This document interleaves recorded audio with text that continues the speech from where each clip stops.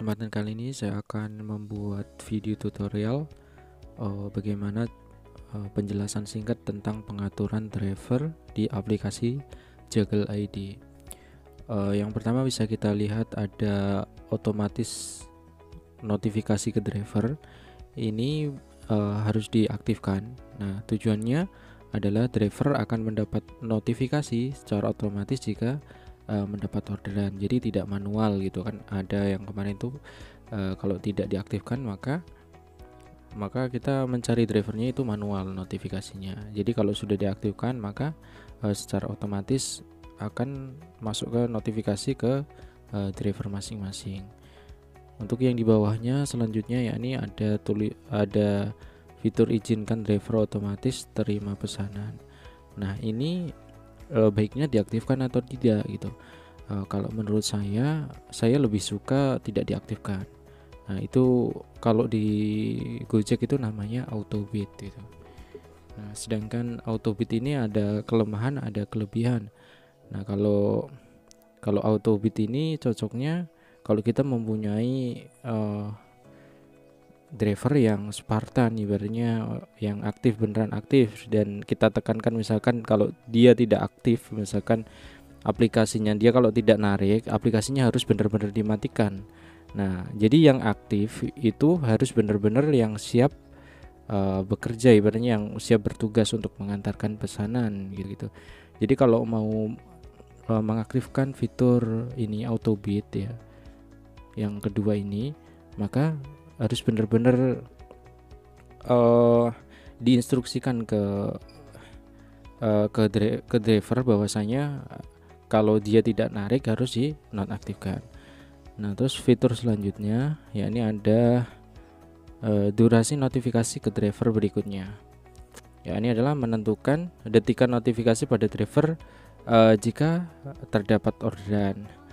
Ini kalau saya taruh 2 detik biar tidak kelamaan ya notifikasinya. Selanjutnya, nah ini radius driver mendapat notifikasi. Ya, ini adalah maksimal jarak driver untuk mendapatkan orderan. Nah, semisal ya jika driver pada jarak 101 kilo ya pada orderan, maka orderan tidak akan masuk. Tetapi jika kurang dari 100 km, maka notifikasi tersebut akan masuk gitu. Jadi ini bisa kita batasi, misalkan kita paling jauh itu notifikasi berapa kilometer gitu.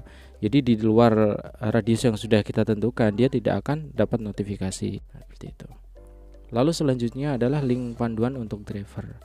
Nah, untuk link yang panduan untuk driver ini, kalau kita mempunyai sebuah blog atau website ya, atau landing page, nah itu bisa digunakan untuk menaruh link panduan. Ini bisa juga pakai blogspot ya, misalnya kalau tidak punya. Kalau tidak punya dikosongkan juga tidak apa-apa gitu. Selanjutnya ada nomor kontak darurat. Nah, ini dicantumkan saja nomor admin. Jadi jika ada kesulitan driver nanti akan menghubungi admin. Selanjutnya driver dapat melihat pesanan yang menunggu. Nah, ini diaktifkan saja ya. Ini maksudnya adalah driver yang melihat status pesanan yang masih menunggu. Nah, sehingga dapat diambil oleh driver dalam jarak yang admin tentukan. Itu radiusnya berapa nanti ditentukan. Selanjutnya driver dapat membatalkan diri pada pesanan yang diterima. Nah, jika driver mendapat pesanan tetapi tidak dapat menyanggupinya, maka driver dapat membatalkan diri. Ini saya sarankan juga untuk diaktifkan gitu. Terus selanjutnya driver dapat melakukan pemesanan. Nah, ini jika diaktifkan, maka pengguna yang berperan sebagai driver dapat juga memesan produk, jasa, kurir dan sebagainya. Nah, kadang kan kita sebagai driver itu kan kalau misalkan sibuk di rumah itu kan dia tidak narik, dia juga bisa memesan gitu kan, memesan driver gitu. Lalu selanjutnya driver dapat menerima lebih dari satu pesanan.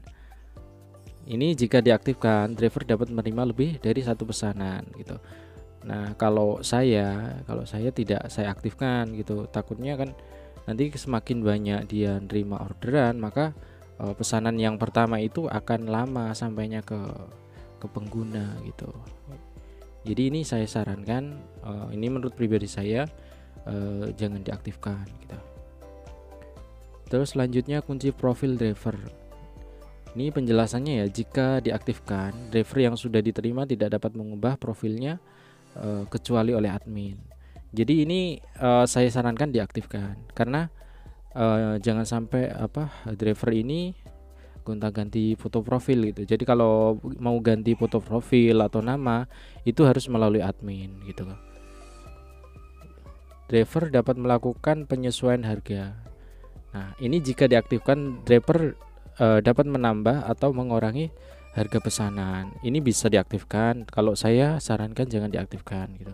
Jadi driver jangan sampai main harga juga gitu.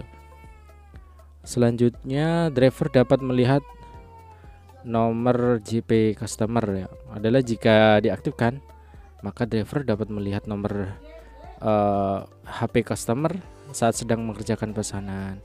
Nah, ini kalau saya diaktifkan saja karena kalau di ojek online saya ini sebelum mengantarkan pesanan ini dikonfirmasi di Japri terlebih dahulu. Nah, karena kan ada juga kan fitur chat di aplikasi. Nah, kadang itu juga di chat di aplikasi itu tidak dibalas, jadinya kita harus membutuhkan nomor HP-nya pengguna gitu. Jadi ini saya sarankan diaktifkan saja. Terus ini ada dari sisi customer. Ini customer dapat membatalkan pesanan walaupun ada driver. Ini kalau di ojek online saya nonaktifkan. Terus selanjutnya customer dapat menghubungi driver pada peta kurir.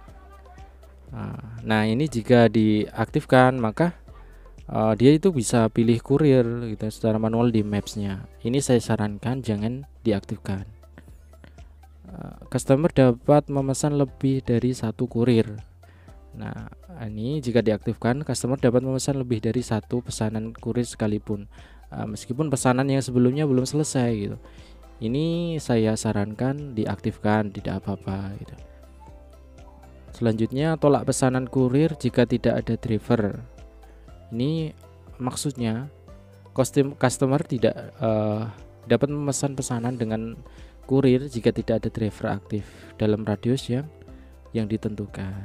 Untuk yang di bawahnya ini, yang opsional itu pengaturan teks opsional ini itu bisa dikosongkan saja gitu. Jika ada pertanyaan silahkan layangkan di kolom komentar di bawah ini. Untuk itu jangan lupa simak terus video dari Iksan Tutorial yang akan membahas beberapa tutorial mengenai desain dan pengaturan di Jagle akan saya bahas lengkap nanti.